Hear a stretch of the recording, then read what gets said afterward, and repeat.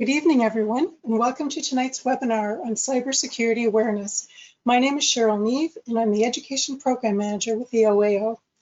Just a few housekeeping remarks before we get underway.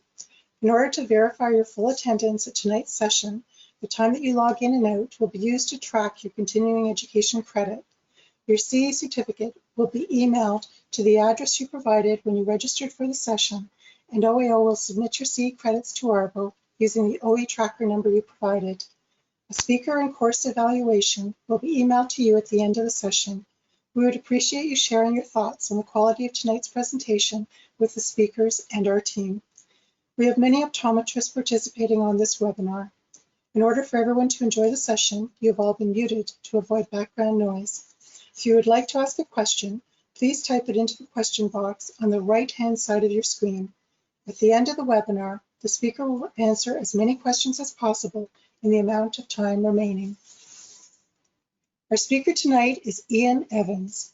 Ian Evans is the owner, president, and CEO of eTech, a Canadian IT consulting firm offering IT managed services since 2005. Ian attributes his strength to the close working relationship with each client. eTech specializes in intelligent business continuity and data protection, cloud hosting solutions, web design, and IT technical support and maintenance. Welcome, Ian. Thank you, Cheryl. This presentation covers why user education and cybersecurity awareness is becoming so important, and why organizations across all sectors and sizes are weaponizing by arming their users against the considerable cybersecurity attentions they are facing. There is a major opportunity for cybercrime today. And why is it so big? Well, as they say, it boils down to one main thing, and that's danger. We hear all these tools. We hear ransomware. We hear phishing. Well, ransomware is all we hear in the news, and every day we're hearing about a company that just got hacked. They're using phishing, they're trying to steal your identity, but again, they're using a tool, and ransomware is only a tool. We will be talking a lot about ransomware today. As we move to the next slide, I would like to introduce my team for our webinar this evening, Corey and Simon.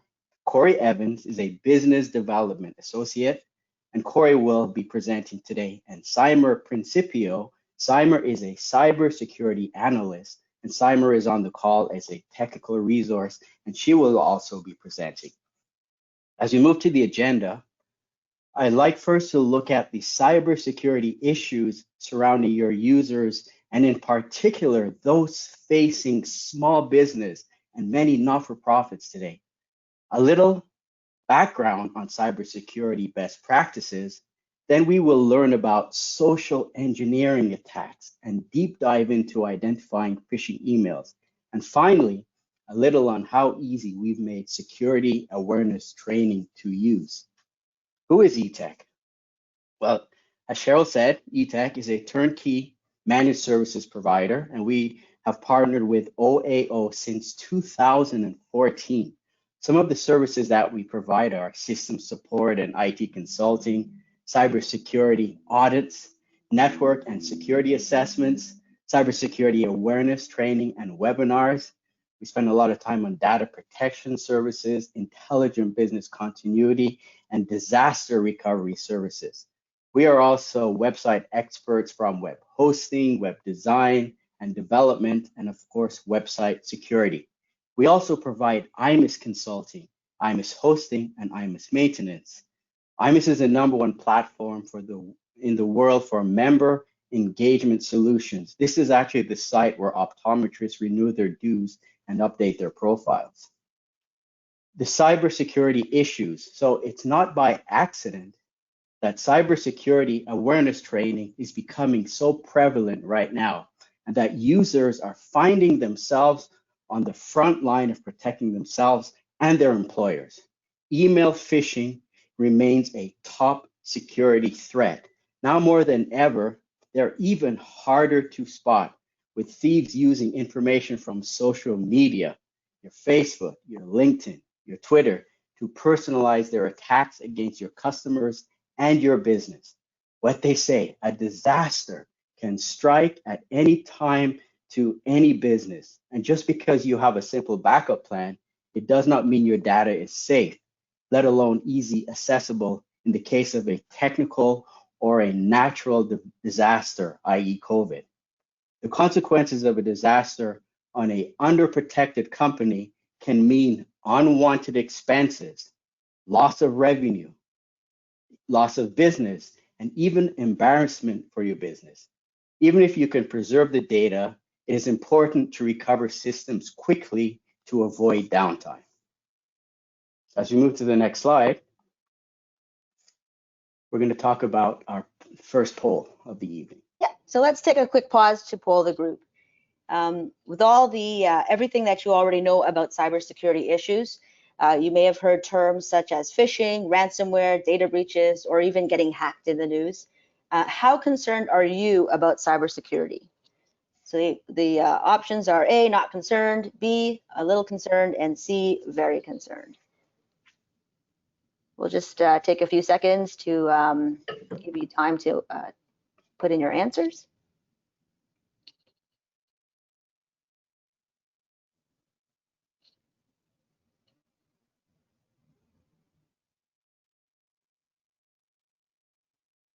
All right.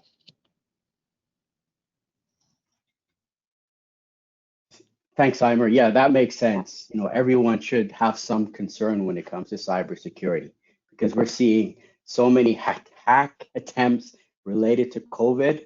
I think even our Canadian government has taken down over 2,000 phishing sites since the beginning of the pandemic. You know, as we move to the next slide, everything has changed. COVID-19 is causing tremendous challenges for everyone. Even to go out for a meal is challenging these days. It is a massive change for everyone. The pandemic is a global team effort to flatten the curve. So what is our collective mission? We've been told to work from home if we can, social and physical distancing, and wear a mask or cover your face in public when social distancing is not possible. Just before our webinar this evening, I checked the stats, and it's showing about 103,000 infections and over 8,500 deaths. The good thing is that 66,000 have recovered.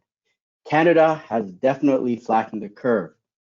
Having said that, though, there are still many hotspots in Ontario, Windsor, Essex, Peel region, and of course, Kingston.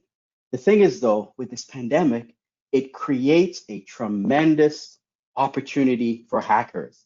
And it's not likely that cyber criminals will cut us a break during this difficult time of quarantine and pandemic outbreak.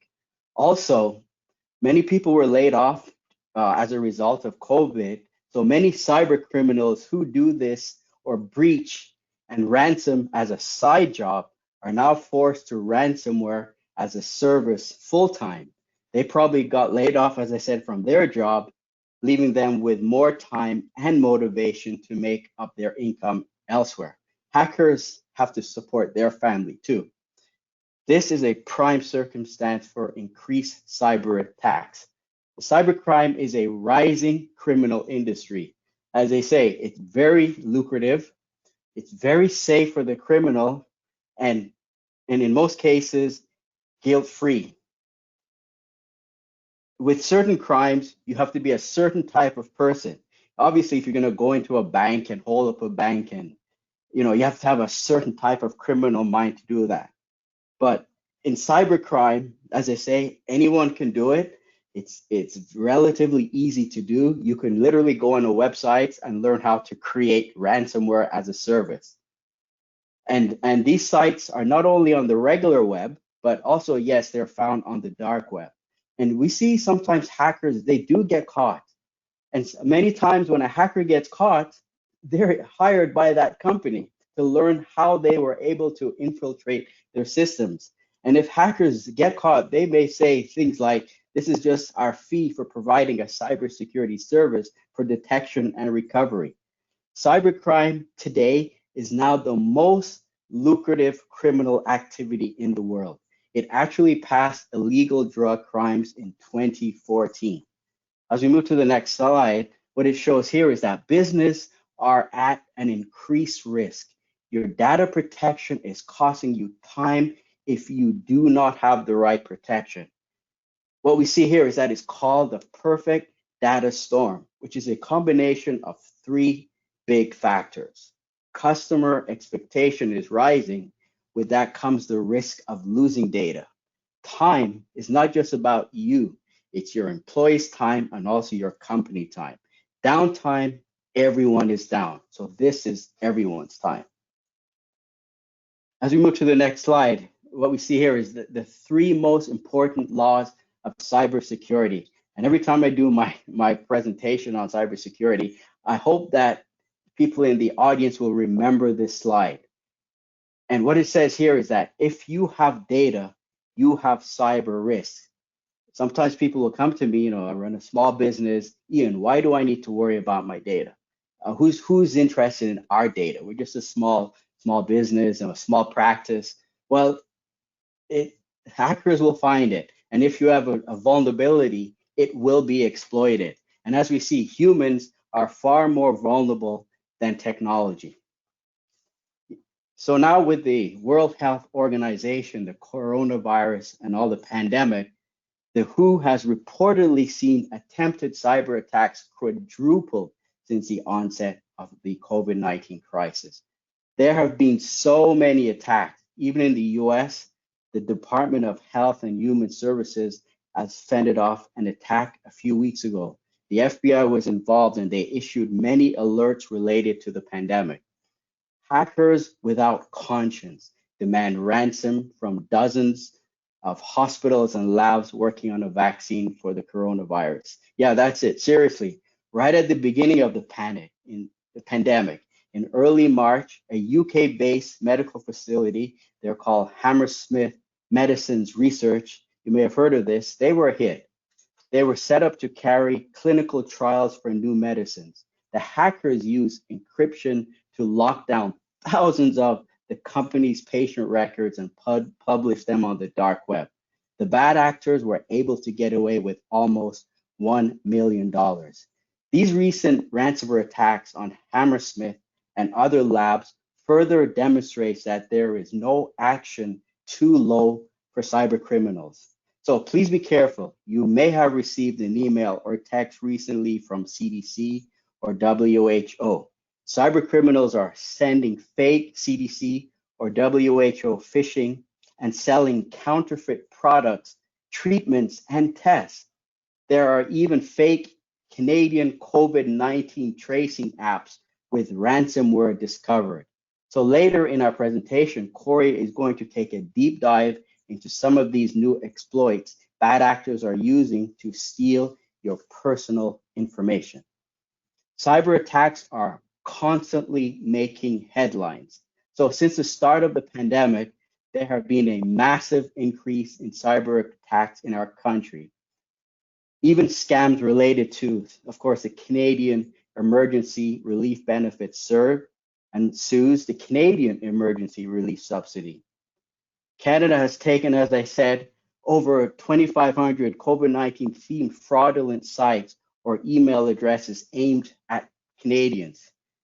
Every day we see something on the successful attacks against businesses, large and small.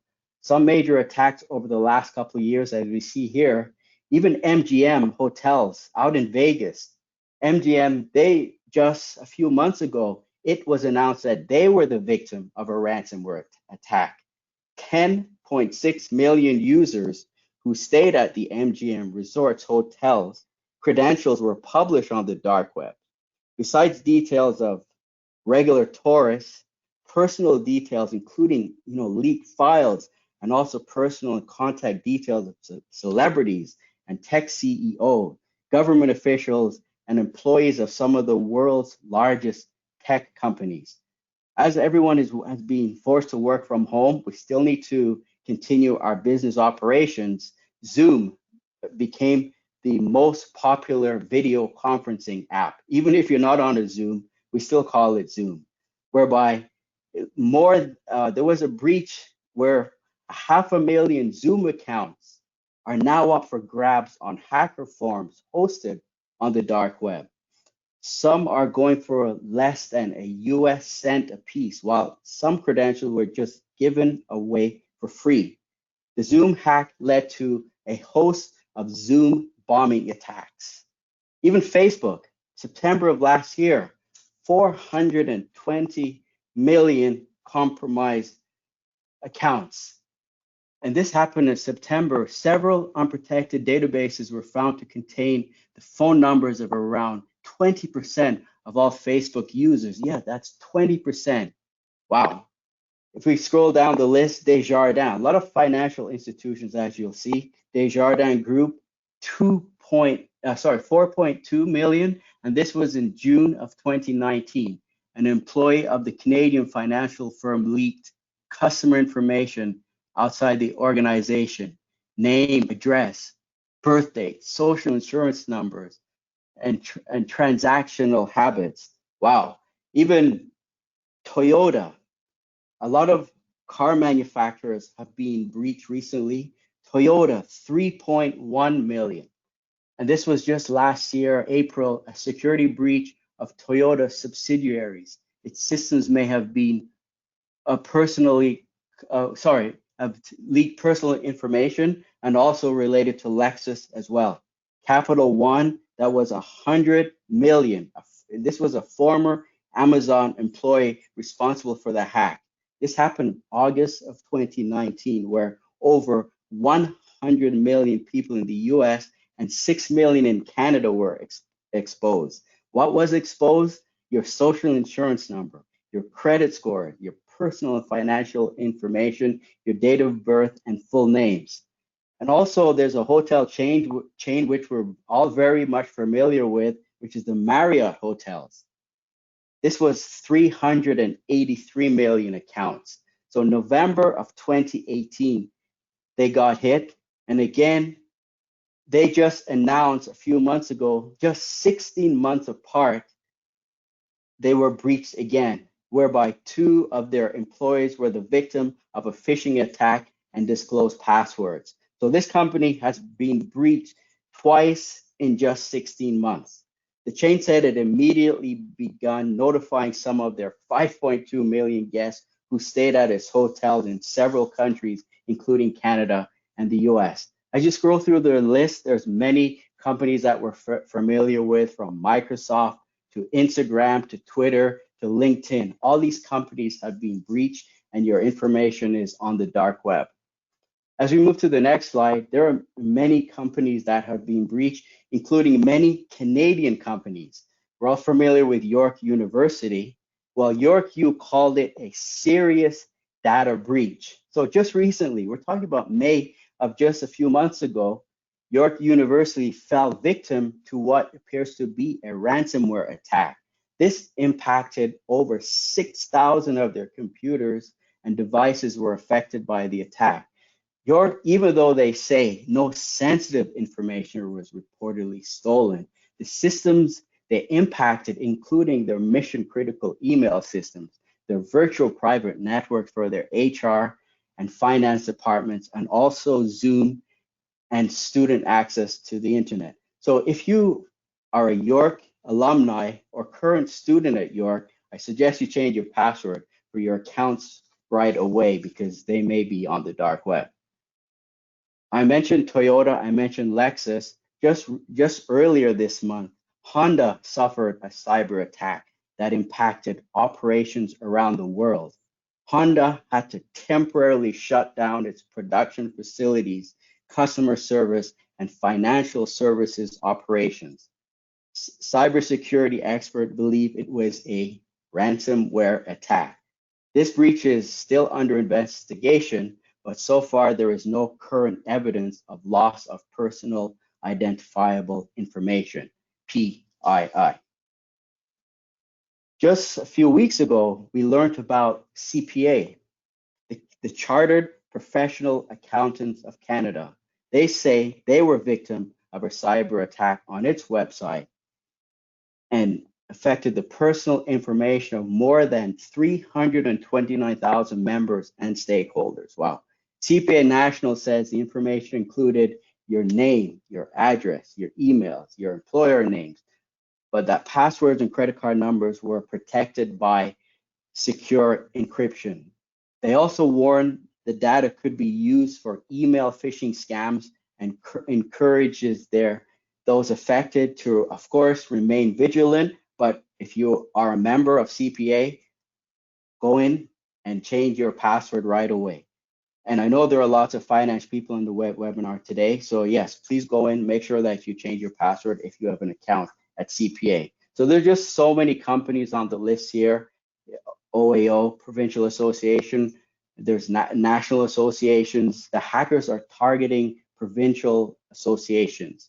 So it's not a matter of if, but when.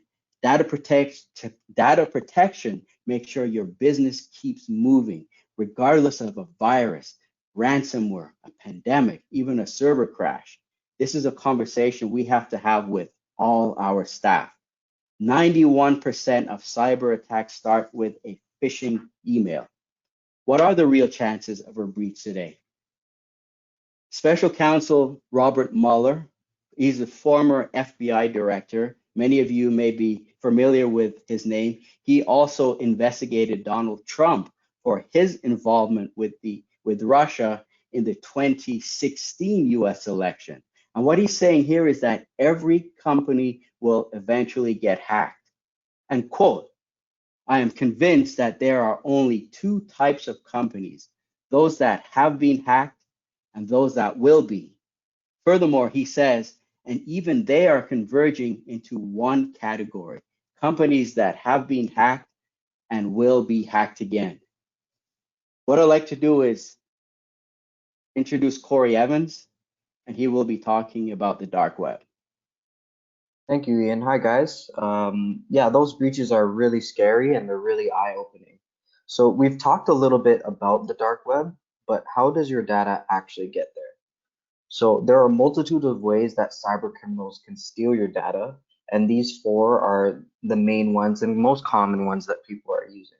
And number one, and we all have heard of this, that's phishing attacks. And that's the sending of emails disguised as legitimate messages. So actually later in my presentation, I'll be going over in detail how to identify phishing emails. So second is malvertising. And what that is, hackers can place malware inside legitimate online ads. And if you click on those ads, you'll actually be downloading the malware onto your computer. And number three, also very common, this is more of a strategy than it is a tool like the others on this list. It's called watering holes. So what the hackers do is they target popular websites that their victims visit frequently, and they infect that site with malware. So for example, a broad example could be Facebook, and they can target that website to get to your systems. And lastly, that is also very common are web attacks. So your company may use devices that are connected to the internet, for example, Google Drive, OneDrive, and hackers actually have the ability to attack your network or your computer through an internet connected program. To go to the next slide. Now, most of us have only heard of the dark web and we've never actually been there. So how can we get there? So to understand that, we have to look at the internet as a whole. As we look at this iceberg, what you and I know as the internet is only the surface web. And this is the portion of the internet that is readily available to the general public. So basically the surface web is the internet we all know and love to surf. The internet we use to run businesses, connect with family and friends and customers. We're using it right now. What's crazy is that the surface web only consists of about 4% of the information that is on the internet. Just 4%, mind-boggling. So as we move into the space represented by the middle of the iceberg, and again, an estimated 96% of the internet lives below the surface, and that's the deep web. So no one really knows how big the deep web is, but it's estimated to be hundreds or perhaps thousands times bigger than the surface web. So the deep web consists of data that you won't be able to locate on a simple Google search. So The surface web, as I mentioned, you can find all those pages on a Google search. So anything that's indexed on Google. On the deep web, those can't be found there. So the deep web has very common uses like email, online banking sites, doctor's office, where you keep your patient profiles. Universities will also use the deep web to protect students' information secure, tons of uses. But there's a flip side of the deep web that's a lot murkier and sometimes darker, which is why it's also known as the dark web. And that's represented by the bottom portion of this iceberg here. So in the dark web, users really do intentionally bury data. So often these parts of the web are accessible only if you use a special browser software that helps to peel away the onion-like layers of the dark web. And that browser is called the Tor browser, and that's the most popular one.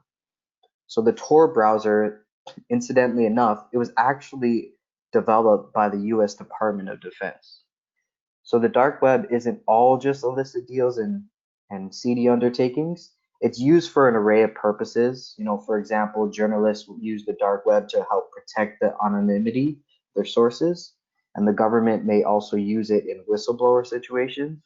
There's even a social media network on the dark web.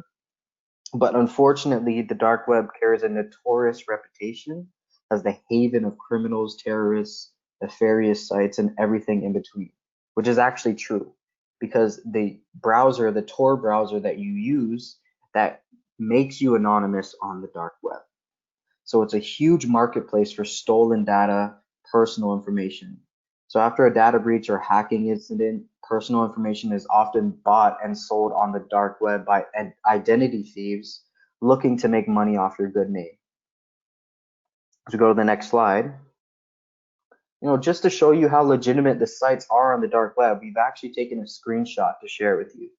So this website is called the Clone Card Crew. And it's a criminal website where you can buy and sell real credit cards. It's really scary. So the selling of credit or debit card information is very popular on the dark web.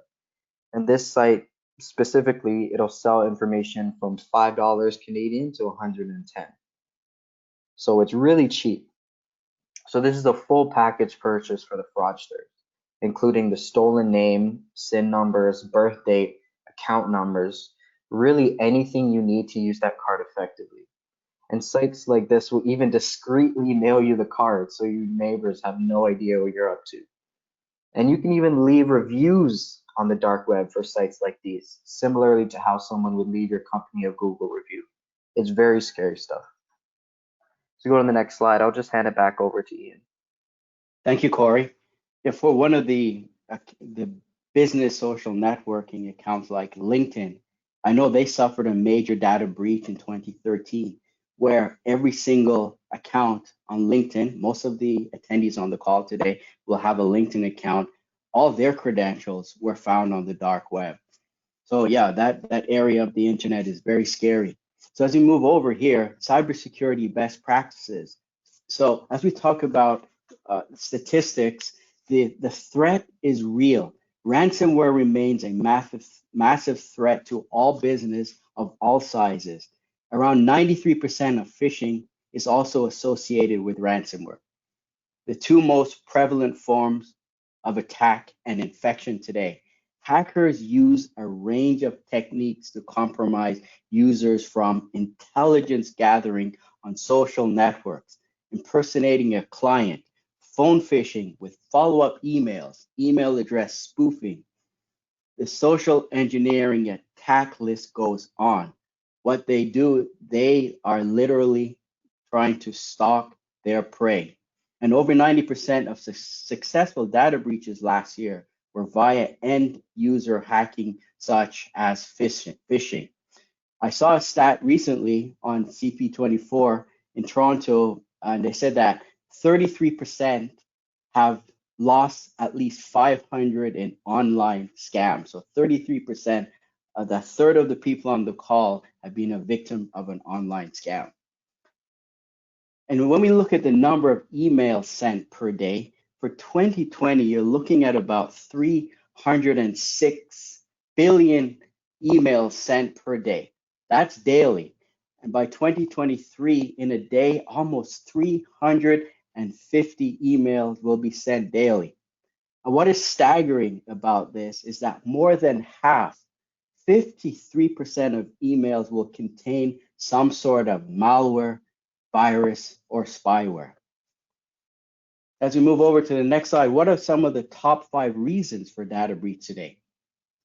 Number 5, social engineering.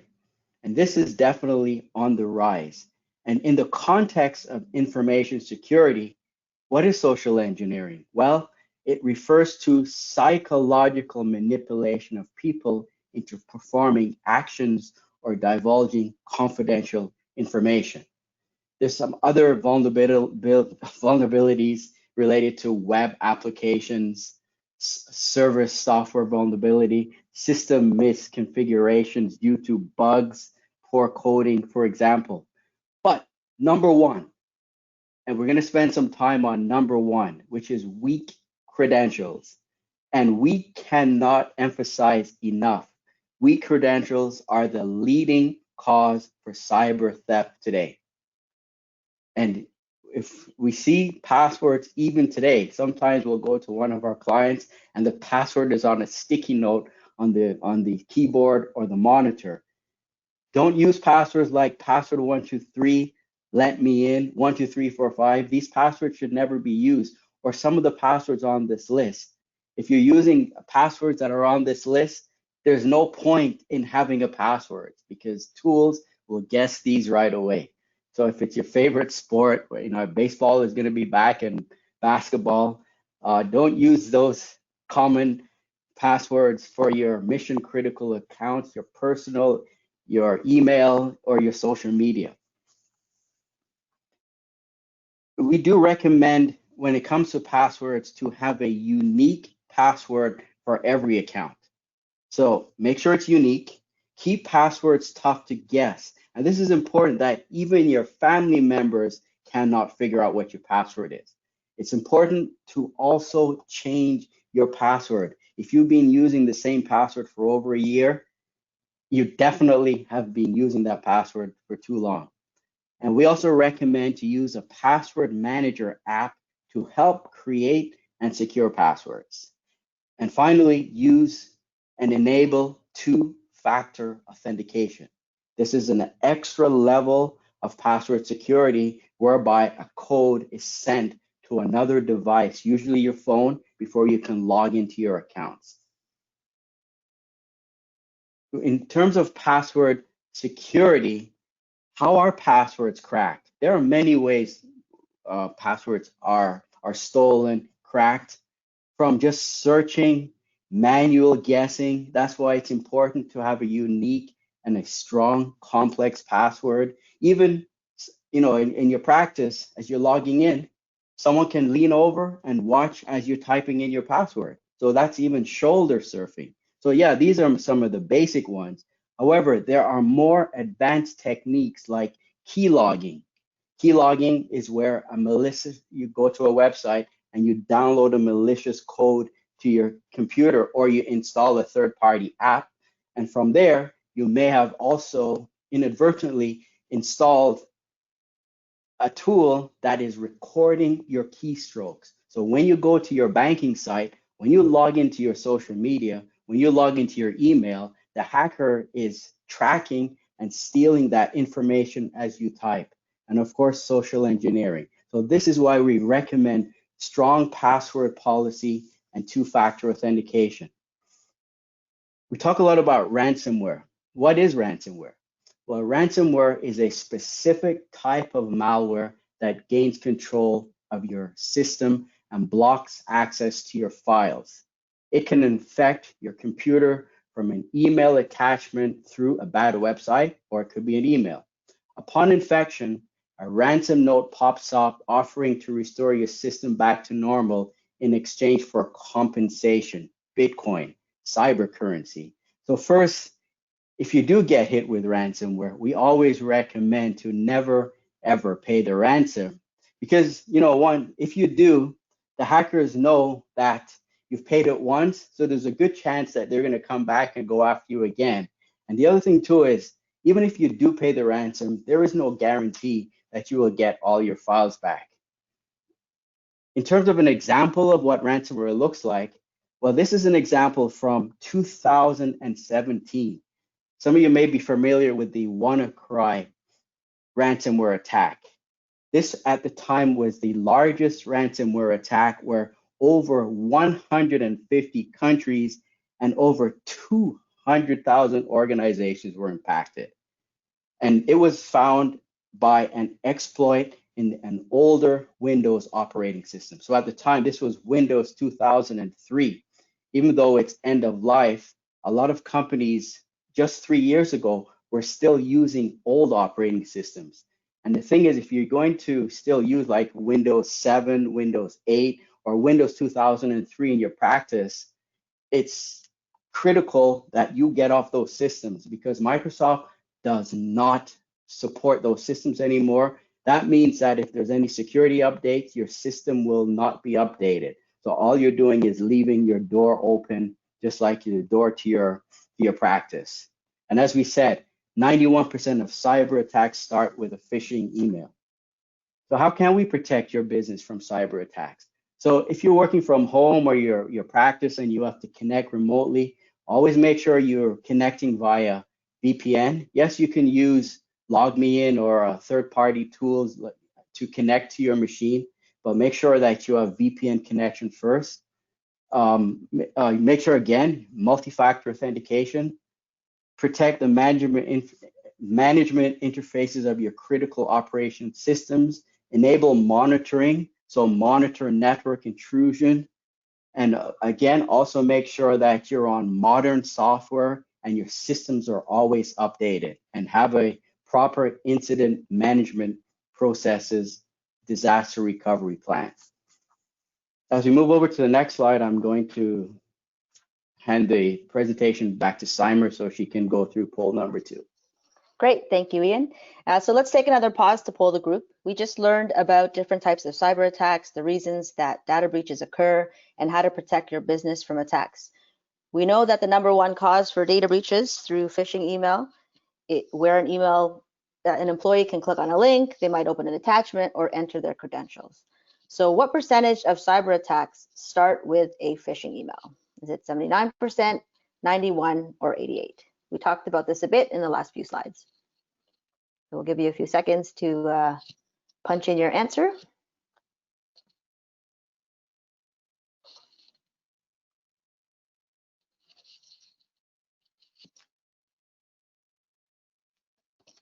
Awesome. That is correct. Looks like everyone was listening, or most everyone was listening. So that's correct. The answer is B. So 91% of cyber attacks start with a phishing email. And now what we're going to do is Corey's going to come on board and spend a few minutes now to discuss how you can identify phishing emails and share with you some of the recent and common social engineering attacks. Thanks, Summer. Yeah, we can go to the next slide here. Yeah, so as Summer said, I'm going to go over how to identify phishing emails and social engineering attacks. So in the next slide, we're going to start with the 7 social engineering red flags. And what these are the 7 things you should be looking out for any time you receive an email. So again, beginning with #1, the from address. And this is pretty much basic. And for most people, this is always the first thing you're checking. So with the from address, you should be checking, obviously, who is the email from and do you recognize them? So if not, are there spelling mistakes in the sender's email? You know, for example, an email could claim that it's from Amazon, but they've misplaced the Z. And those should be things you're checking for.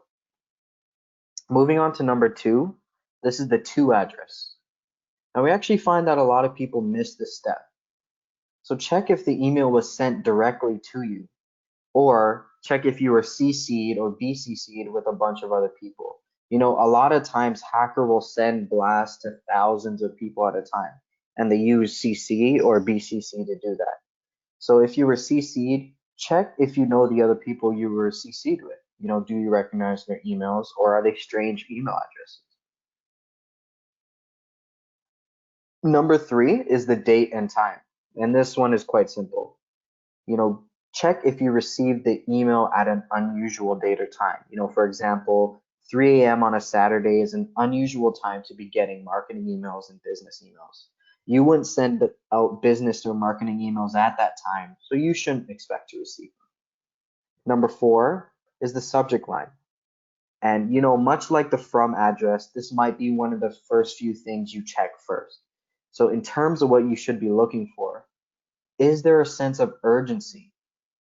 In this example on your screen, the subject line says, "My money got stolen," which is typically something you would deal with right away, of course. Hackers will create a sense of urgency basically because the longer you look at the email, the easier it is to figure out that it's fake. They basically want to trick you right away. So also check for if the subject line actually matches the content of the email.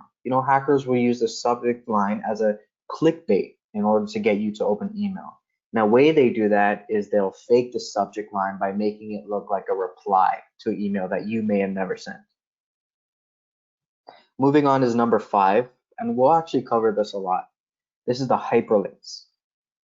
So make sure to hover over any hyperlinks to check the address of where the link is sending you.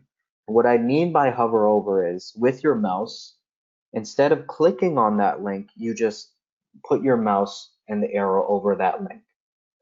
And that will reveal that real address of where the link is sending you. So check, does the real address have spelling errors? Does the address end with .com or .ca, or is it something unusual like .lol or .io? In the example on your screen, if we read out this URL that's in blue, we can see that it actually says Bank of America with an N, which obviously would be a fraudulent website.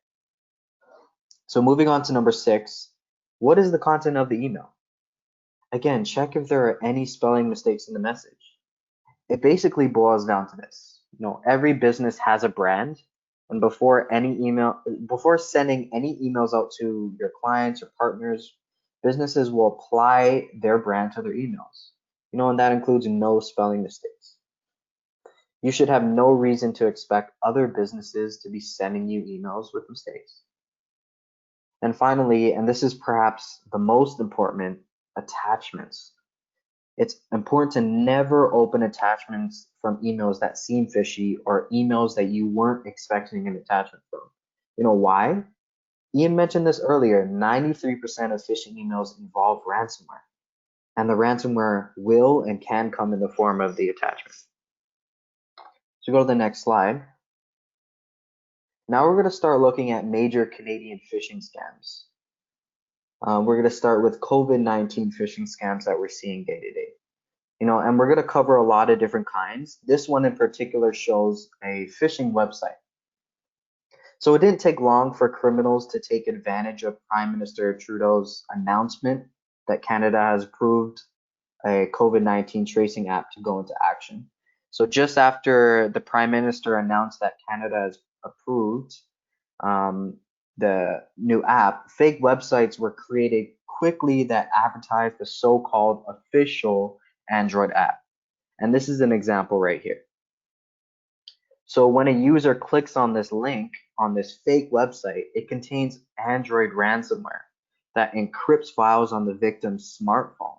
So it's not just your laptop or your desktop that's at risk, it's also your smartphone.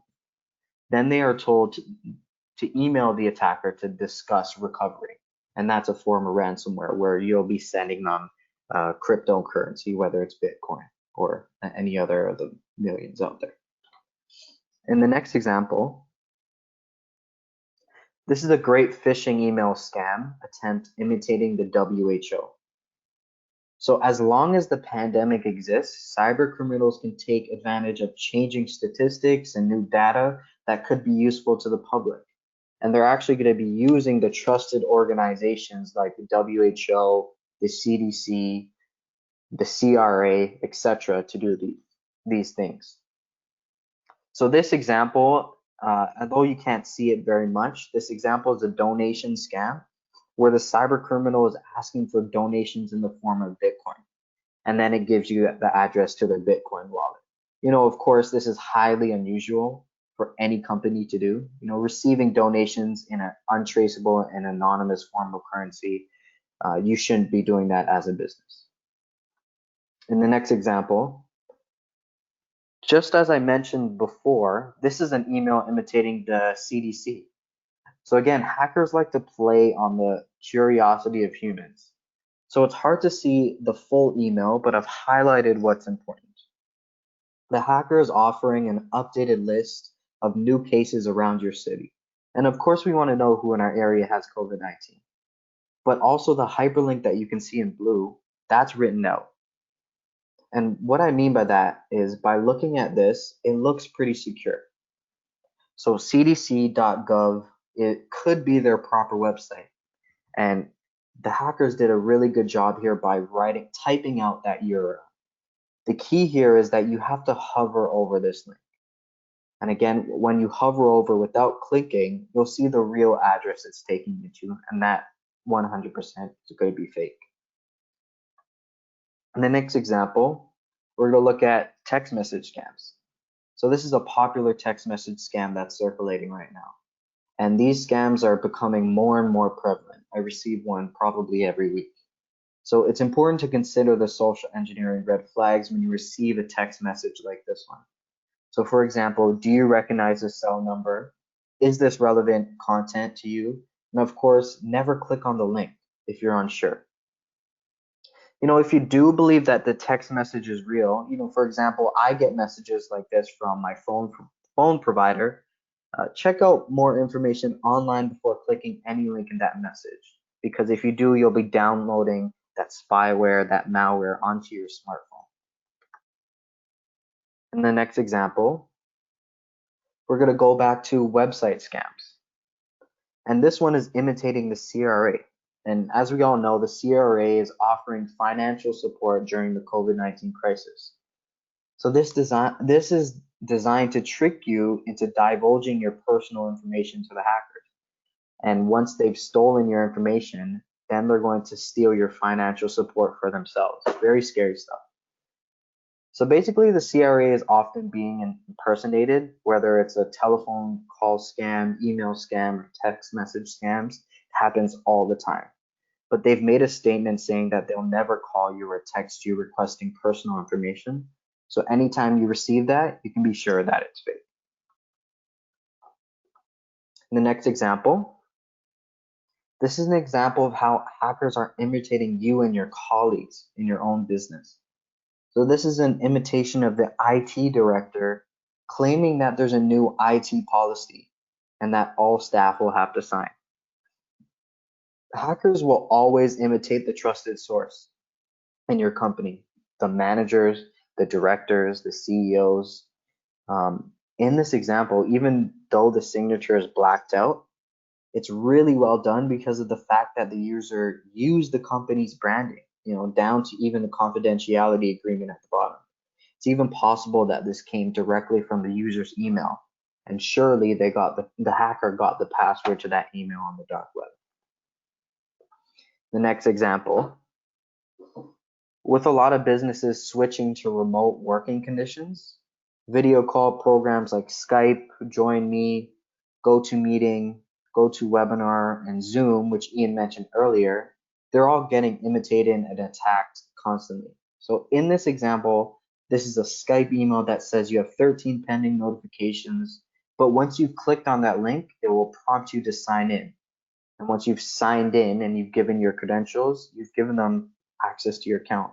And of course, any other accounts that use the same username and password, it's also at risk. As we move on, now that we've looked at a lot of phishing examples, let's look at how to spot them using the 7 social engineering red flags. So I'll be showing you guys 2 learning examples. They're going to be 2 PayPal scams and how they look in the Microsoft Mail app and how they also look in Gmail. So this is the Microsoft Mail app. So as we start from the top, we're going to check that from address again. So at the top here where it says PayPal services, when you hover over, you expose who that from address is.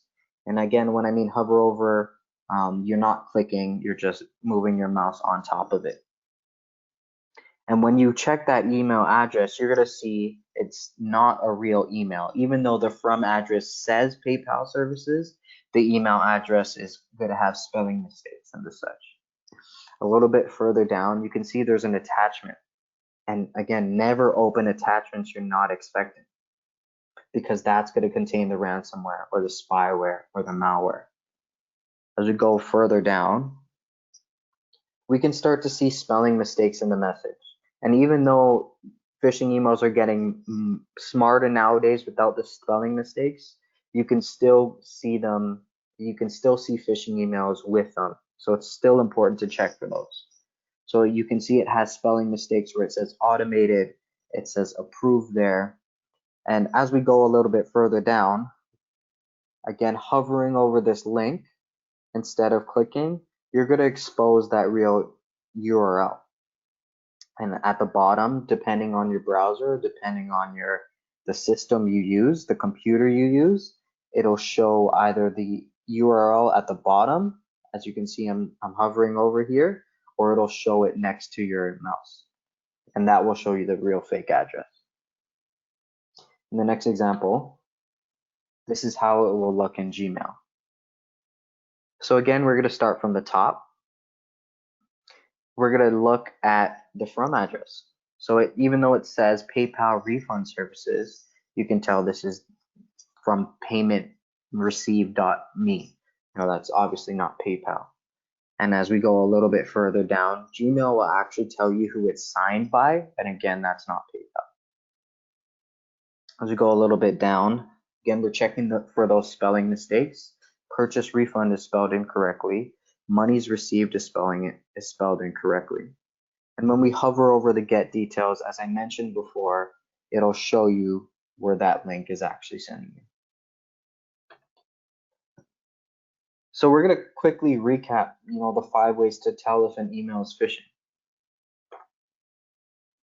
And it's that important that we spend a lot of time on this. Number 1 is the spelling and grammar mistakes in the from address or the subject line or the content. Number 2 is the generic or generalization of the user.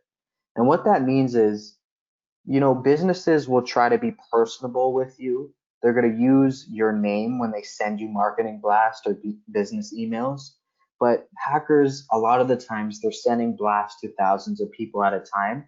So they're going to skip that step. They might just say hello or hi, or they might generalize you and say hello ID number, hello sir, madam, so that you can tell in that scenario that they're not really a business or they're not trying to be personable.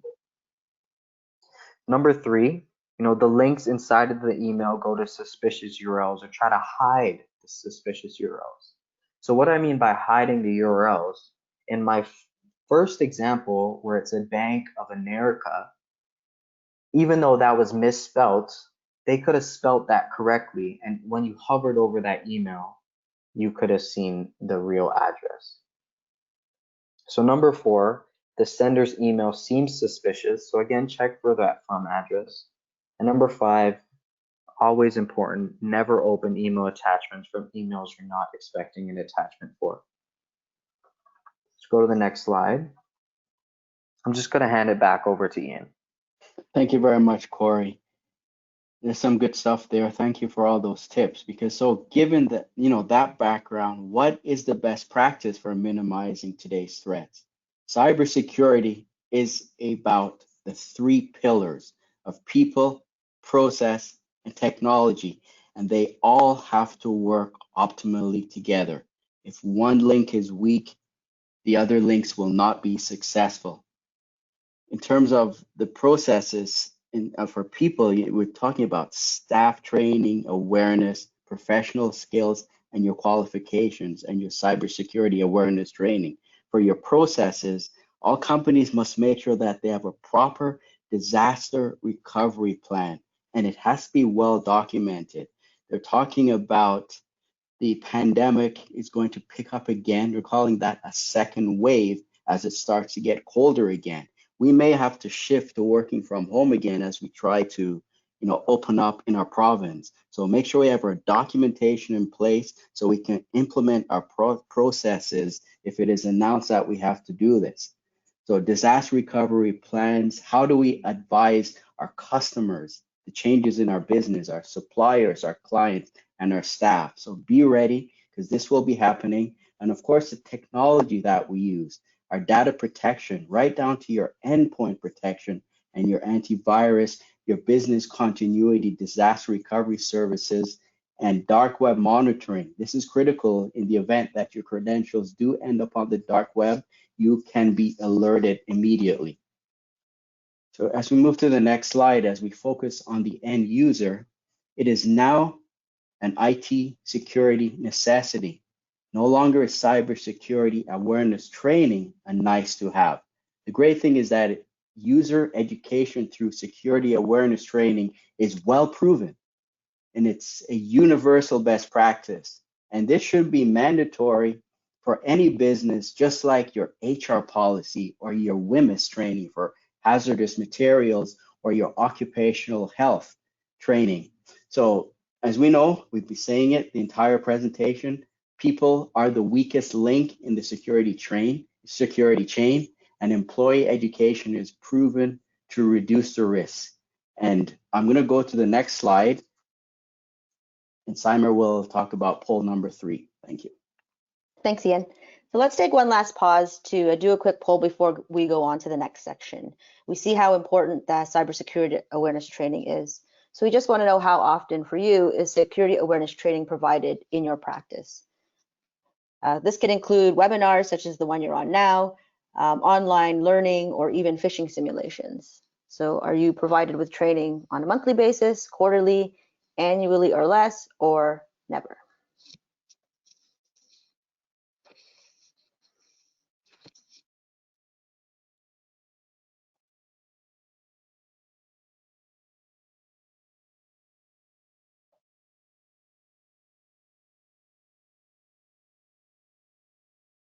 All right.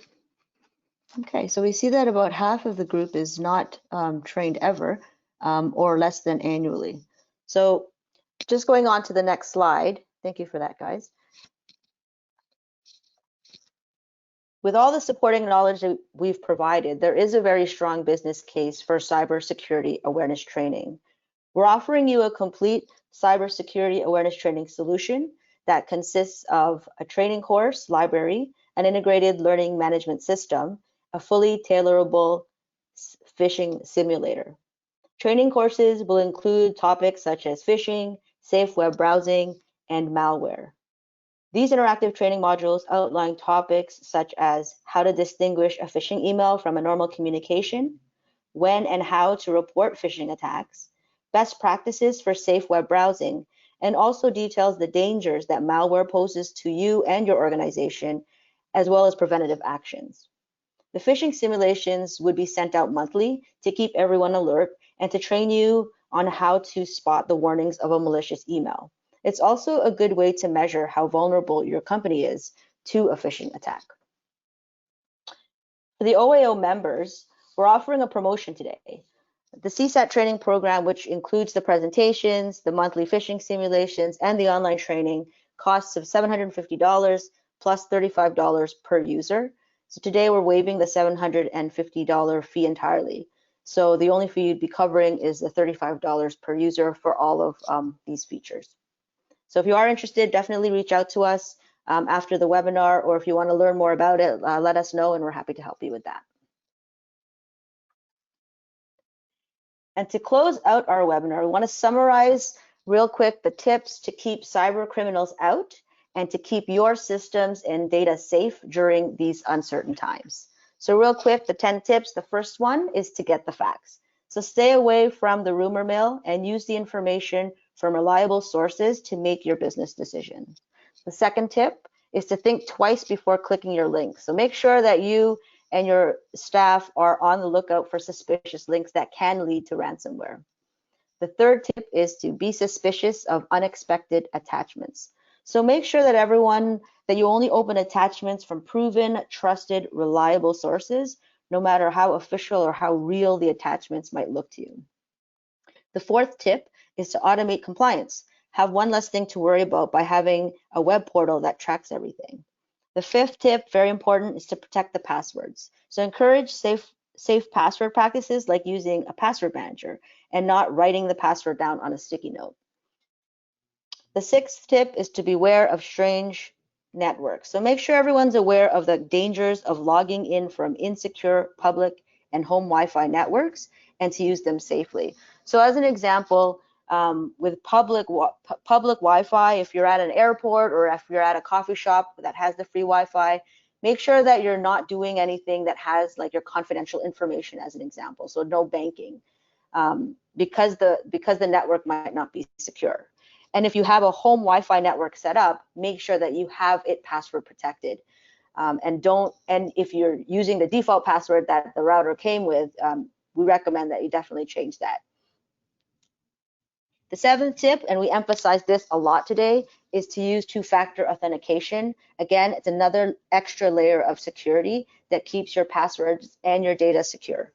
The eighth tip, keep an eye on the bad guys. So monitor the dark web to watch for company data so the problems can be addressed before it becomes a crisis. The ninth tip is to stay current on the threats. So work with a partner that's on top of the challenges. And the 10th and last tip is to ask for help. So consult with a security expert to plan effective strategies and to get innovative solutions. And with that, that concludes our webinar. So if you do have questions, again, you can ask. We're definitely happy to help. Thank you. Thank you, Ian, Corey, and Simer. We do have a question. We have the first question is, when staff use office Wi-Fi on their personal device, can this allow malware to enter the office system?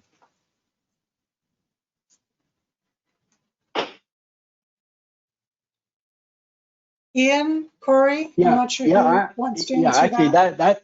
that is an excellent question. It's Ian here.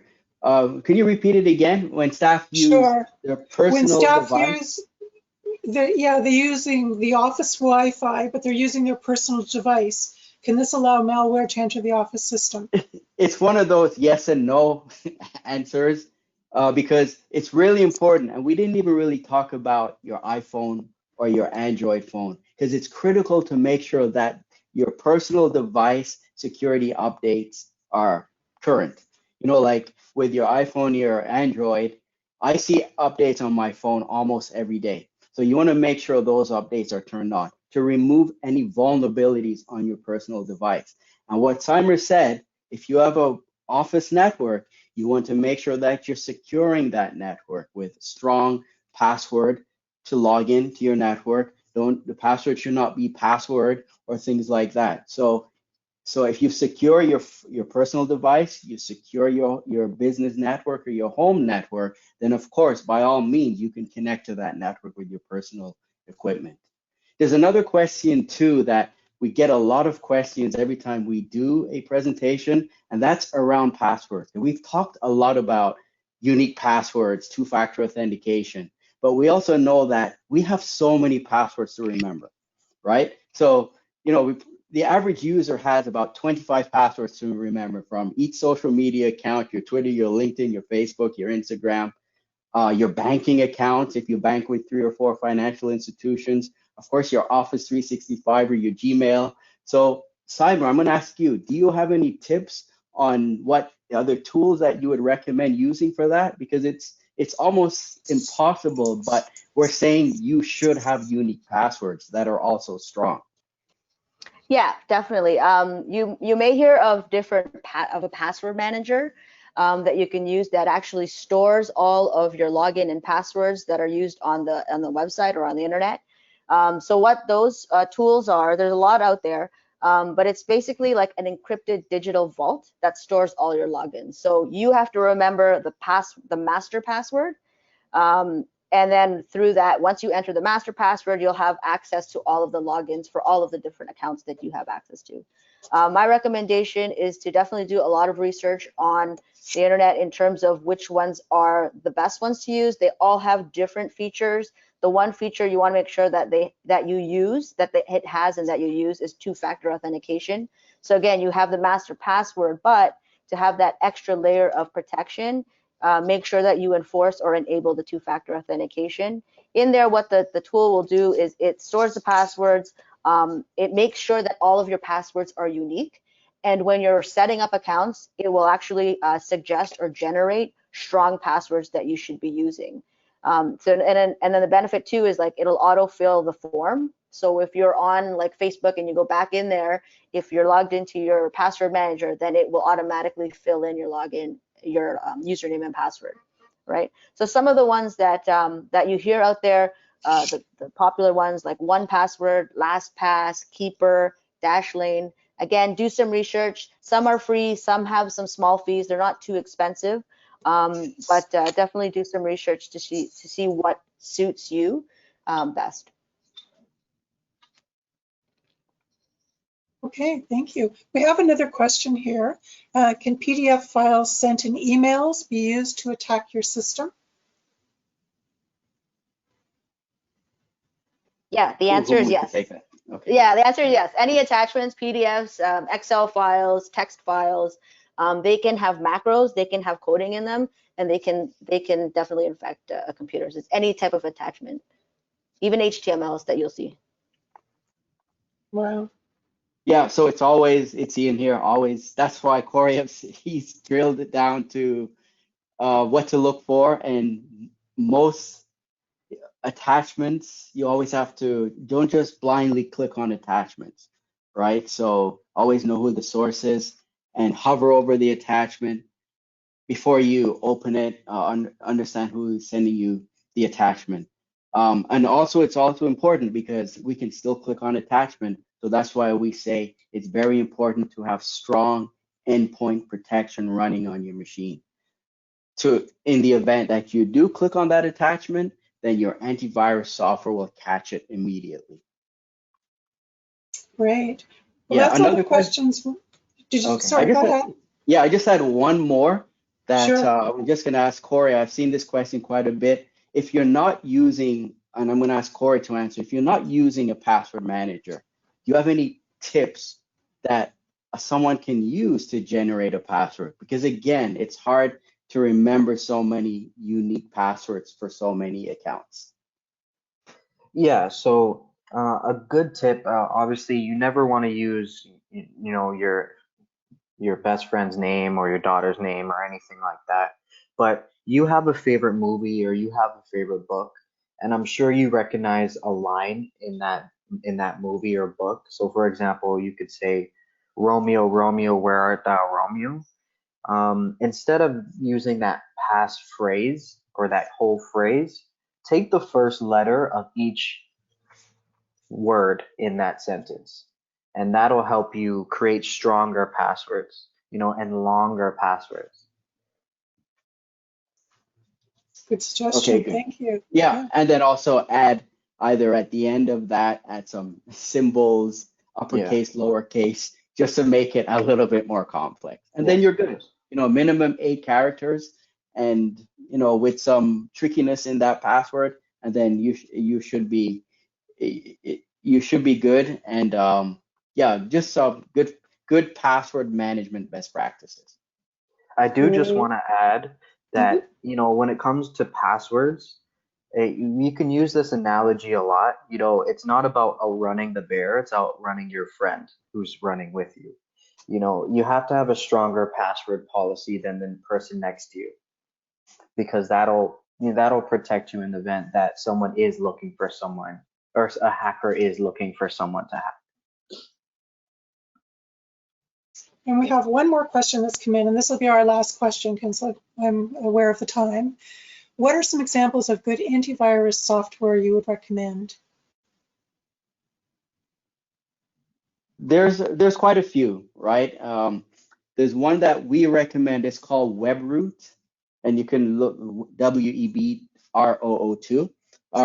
I mean WebRoot, and we recommend this one because it's also using artificial intelligence. So it's not just like you know, checking a database for viruses, but it's also checking for patterns on your machine, and it's checking a master list of antivirus. So, and it uses a lot of AI. So there's many tools that you can use. We recommend WebRoot, but there's other vendors. Again, like what Simon said with your password manager, it's do some research, check the reviews, like any other product that you're buying, research and reviews, and then from that you'll be able to choose a quality antivirus or endpoint protection software for your system. Great, thank you so much. So at this time, I would like to thank Ian, Corey, and Simer for this insightful presentation. This webinar will be posted on the OAO website within the next few weeks. Please complete our survey as you log off. Thank you for joining us. Good night, everyone. Thank you. Thank you guys. Have a good rest of your night. Thanks, everyone.